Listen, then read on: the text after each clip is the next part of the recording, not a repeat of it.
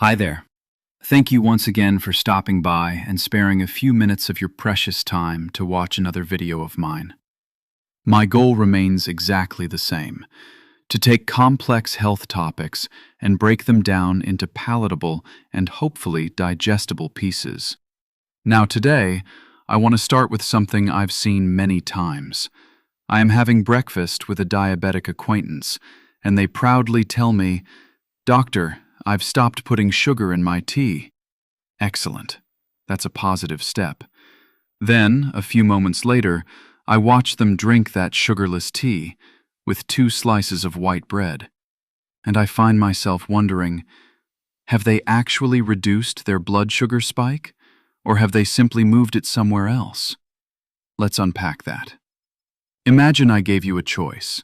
Option 1, 1 teaspoon of sugar. Option 2, 1 slice of white bread. Which do you think would raise blood sugar more and faster? Most people immediately point at the sugar, but nutrition has a habit of surprising us. Let's start with the numbers. A typical teaspoon of table sugar contains about 4 grams of carbohydrate. A single slice of white bread often contains around 12 to 15 grams. So, before we even discuss blood sugar spikes, the bread is already bringing roughly 3 times more carbohydrate to the party. Now let's look at what those carbohydrates actually are.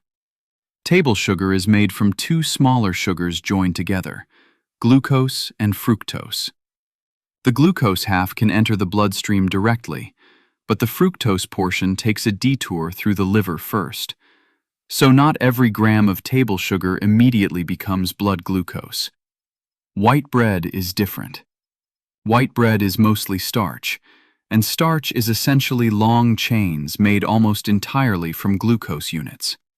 White bread starts life as a giant necklace made almost completely from glucose beads. Now here's where processing becomes important. The wheat has been milled.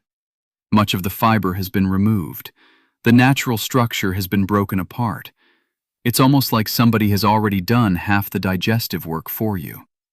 Your digestive enzymes quickly cut those glucose chains apart, and suddenly, almost 100% of the carbohydrates in white bread become available as glucose. So although white bread doesn't taste sweet, it can deliver a surprisingly large amount of glucose into the bloodstream. Now, before somebody rushes off to throw away all the bread in their kitchen, there's an even more important lesson here. Blood sugar management isn't simply about removing table sugar. It's about understanding how an entire meal behaves inside the body. Let me show you one of my favorite examples. Imagine a slice of white bread all by itself.